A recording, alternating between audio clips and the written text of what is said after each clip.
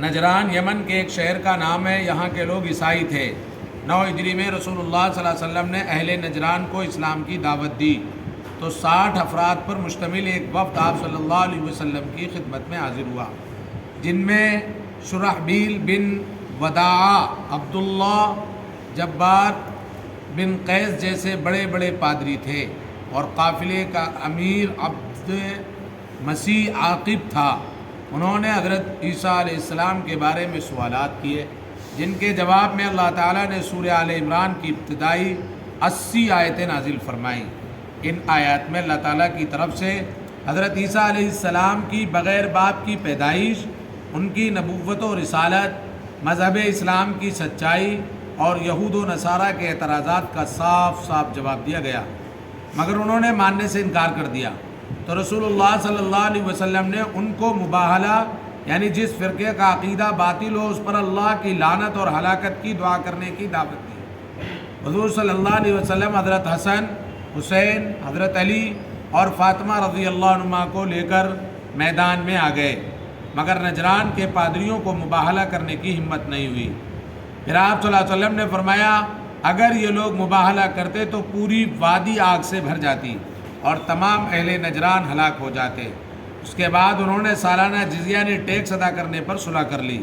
جزیے کی وصولیابی کے لیے امین امت حضرت ابو عبیدہ رضی اللہ تعالی عنہ کو ان کے ساتھ بھیج دیا۔ ان کی تبلیغ اور دعوتی کوششوں سے اس پورے علاقے میں اسلام پھیل گیا۔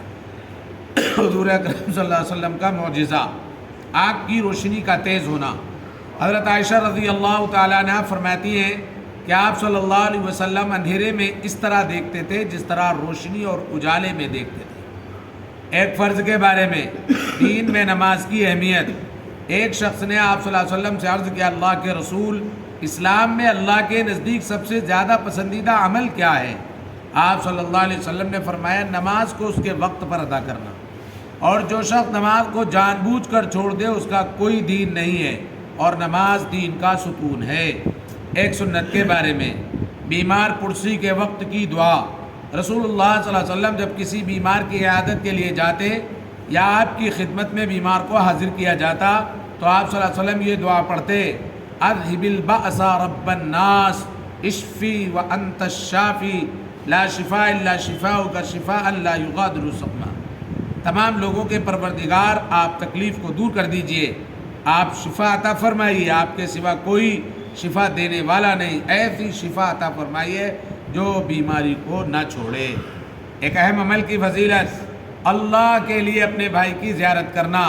رسول اللہ صلی اللہ علیہ وسلم نے فرمایا، کیا میں تمہیں جنتی لوگوں کے بارے میں خبر نہ دوں؟ صحابہ نے عرض کیا، ضرور یا رسول اللہ۔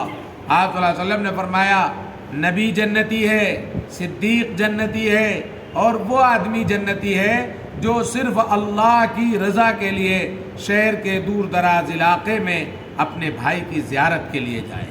ایک گناہ کے بارے میں، کنجوسی کرنا۔ قرآن کریم میں اللہ تعالیٰ فرماتا ہے، جو لوگ اللہ تعالیٰ کے عطا کردہ مال و دولت کو خرچ کرنے میں بخل کرتے ہیں، وہ بالکل اس گمان میں نہ رہیں کہ ان کا یہ بخل کرنا ان کے لیے بہتر ہے، بلکہ وہ ان کے لیے بہت برا ہے۔ قیامت کے دن ان کے جمع کردہ مال و دولت کو طوق بنا کر گلے میں پہنا دیا جائے گا، اور آسمان و زمین کا مالک اللہ تعالیٰ ہی ہے، اور اللہ تعالیٰ تمہارے اعمال سے باخبر ہے۔ دنیا کے بارے میں، دنیا کی چیزیں چند روزہ ہیں۔ قرآن کریم میں اللہ تعالیٰ فرماتا ہے، جو کچھ بھی تم کو دیا گیا ہے وہ صرف چند روزہ زندگی کے لیے ہے، اور وہ اس کی رونق ہے، اور جو کچھ اللہ تعالیٰ کے پاس ہے وہ اس سے کہیں بہتر اور باقی رہنے والا ہے۔ کیا تم لوگ اتنی بات بھی نہیں سمجھتے؟ آخرت کے بارے میں، مومن کے ساتھ قبر کا سلوک۔ رسول اللہ صلی اللہ علیہ وسلم نے فرمایا، جب مومن بندے کو دفن کیا جاتا ہے تو قبر اس سے کہتی ہے، تمہارا آنا مبارک ہو، میری پشت پر چلنے والوں میں تم مجھے سب سے زیادہ محبوب تھے۔ جب تم میرے حوالے کر دیے گئے اور میرے پاس آ گئے تو تم آج میرا حسن سلوک دیکھو گے۔ پھر جہاں تک نظر جاتی ہے قبر کشادہ ہو جاتی ہے اور اس کے لیے جنت کا دروازہ کھول دیا جاتا ہے۔ طب نبوی سے علاج، دل کی کمزوری کا علاج۔ رسول اللہ صلی اللہ علیہ وسلم نے فرمایا، تم لوگ سنترے کو استعمال کیا کرو کیونکہ یہ دل کو مضبوط بناتا ہے۔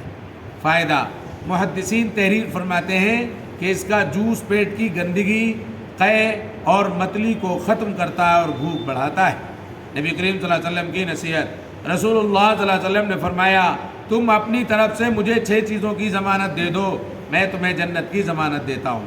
جب تم بات کرو تو سچ بولو، جب وعدہ کرو تو پورا کرو، جب تمہارے پاس امانت رکھی جائے تو امانت کو ادا کرو، اپنی شرمگاہوں کی حفاظت کرو، اپنی آنکھوں کو نیچی رکھو اور اپنے ہاتھ کو ظلم و ستم سے روکے رکھو۔ سبحان اللہ۔